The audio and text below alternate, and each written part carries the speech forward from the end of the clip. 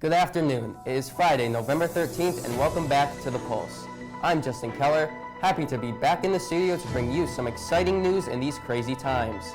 This week on The Pulse, Katie Lee highlights a new look for girls volleyball, while Hunter Donovan examines how Manchester families feel about changes to in-person classes in the town's elementary schools. We have all that and more on this week's program. Stay tuned because you're watching The Pulse.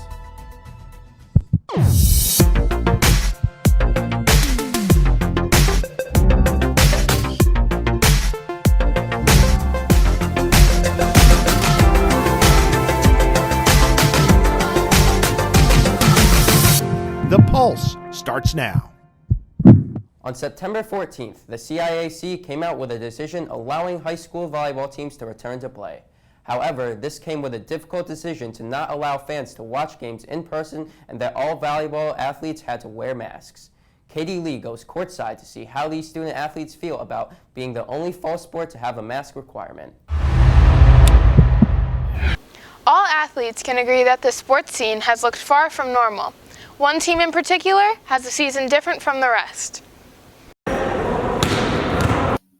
The Manchester girls volleyball team has experienced far more COVID regulations than opposing sports, and it is no secret that masks have played a significant role in the performance of athletes. Wearing a mask has affected my performance because when it gets really hot in the gym or when we're on our fourth set, it gets really hot, and so I have to pull the mask out and it's hard to breathe in sometimes.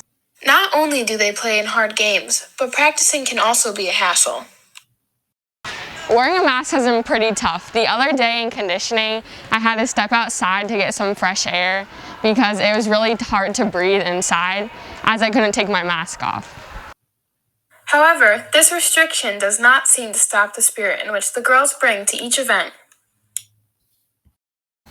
Despite the masks, the Manchester volleyball team continues to improve throughout the season. From Manchester, this has been Katie Lee reporting. Everyone's number one concern is keeping people safe, so the rule is definitely understandable. That being said, I know I would have struggled to play soccer with mine on, so shout out to the volleyball team for that. Recently, Manchester elementary school students were sent back to school full-time for morning classes. Hunter Donovan examines both concerns and feelings of hope and opportunity that families have about the change to the elementary school experience. With elementary kids going back full-time, do parents agree with the decision to send their kids back to full-time? If you're having an issue going to work due to having to stay at home with your kids, of course, it would be beneficial to have the kids go to school 5 days a week because you don't have to miss work anymore. MHS Assistant Principal Mr. Stephenson feels students should be going back full-time. Yeah, I'm definitely in favor of the elementary kids going back full-time. I've got a 7 and a 9-year-old at home, and I know just the same way it is for high school kids here at the high school, it's tough not seeing your friends every day, not being able to stick to routines, not getting to see your teacher and build that relationship. And I know my kids are excited, and I'm excited for them to be able to go back too. Mr. Stevens believes his kids would prefer going back full-time than staying home. But when push comes to shove, they'd much rather be in a building with their friends and their teacher. The date is set for elementary school kids to go back full-time. Good luck and stay safe. From The Pulse, this has been Hunter Donovan reporting. I definitely struggle with online learning sometimes, so I couldn't imagine it for elementary students. Hopefully, this decision will benefit both students and parents. COVID-19 has affected just about all areas of American life, and school is no exception. Jonah Nielsen highlights the new hybrid schedule that both staff and students are working to get used to given our new normal. 2 months have gone by since the start of the 2020 school year. While the state is actively watching the COVID-19 numbers, MHS staff and students are going to school following MHS's hybrid learning schedule. But the question is this schedule the right fit for MHS during this pandemic? Manchester High School's hybrid learning schedule is a combination of remote and in-person learning. Students are split up by last names A through L and M through Z. Each group goes into school 2 mornings a week and attend online classes on 2 other afternoons a week that they are not in school. On Wednesdays, all students learn 8 classes remotely. Although it sounds simple, some courses are trickier than others while teaching remotely. We talked to tech ed teacher Monica Okendo to see how the 2020 school year was treating her. Since most of these classes are hands-on tech ed, you can't teach hands-on skills online. You can show them videos and give them clues so that when they're here, they're ready and they have an idea, but that becomes challenging. Since teaching remotely can be difficult, especially in a class like this, Ms. Okendo enjoys in-person days of the schedule where she can be in the classroom with students. When I'm in front of the students and I can have them here for like an hour, that makes a huge difference for me, because since this is a tech ed class, you do so much work by hand. To be able to see them for a full hour means that I can actually guide them and give them pointers. Because virtual teaching seems to be a common challenge, we went ahead and got insight from Steve O'Reilly, an English all-remote teacher.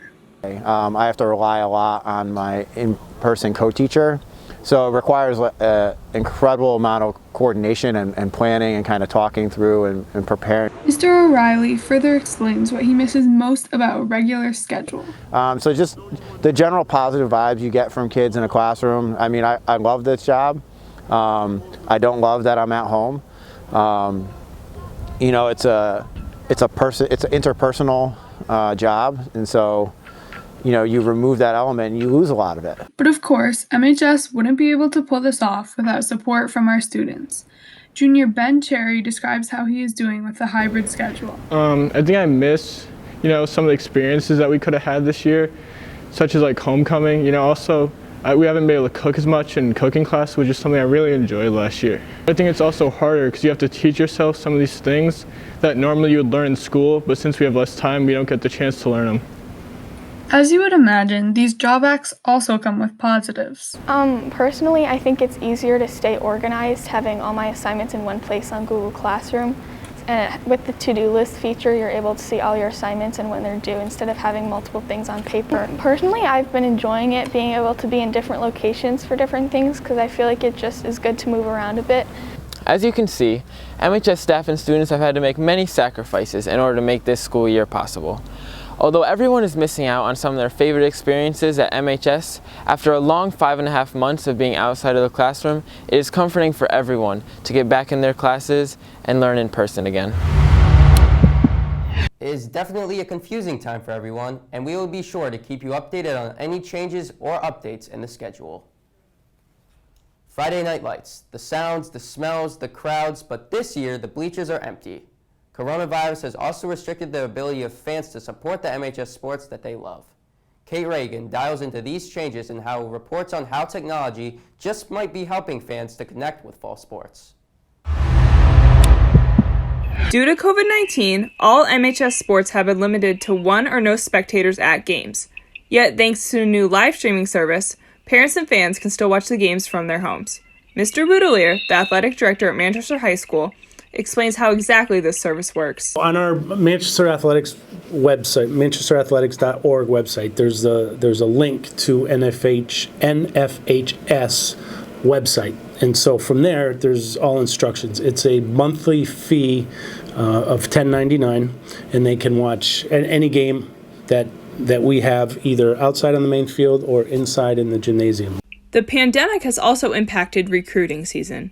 Girls varsity soccer coach John Cohn tells us how the live stream service has made that easier. College coaches are having a much harder time getting to see athletes play, and a lot of the tournaments and the club tournaments have been canceled. So anything we can use through this technology will be helpful for their recruiting purposes. Varsity soccer player Nina Montague says the live stream has helped her improve as an athlete.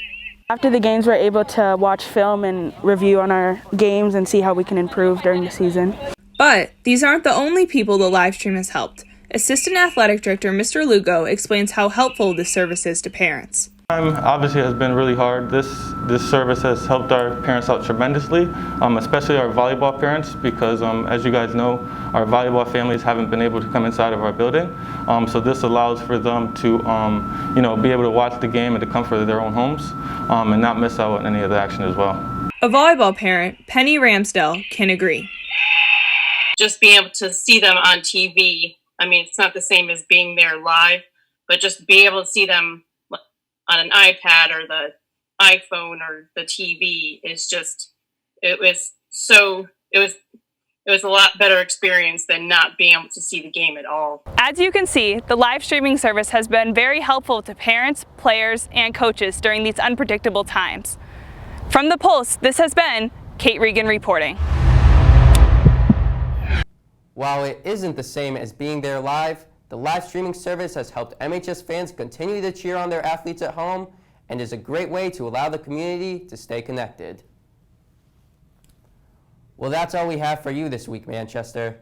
If you have any story ideas we might have missed, you can email Mr. Larson at b11elars@mpspride.org, and don't forget to follow us on social media and check out our past work by heading to mhstelevision.com.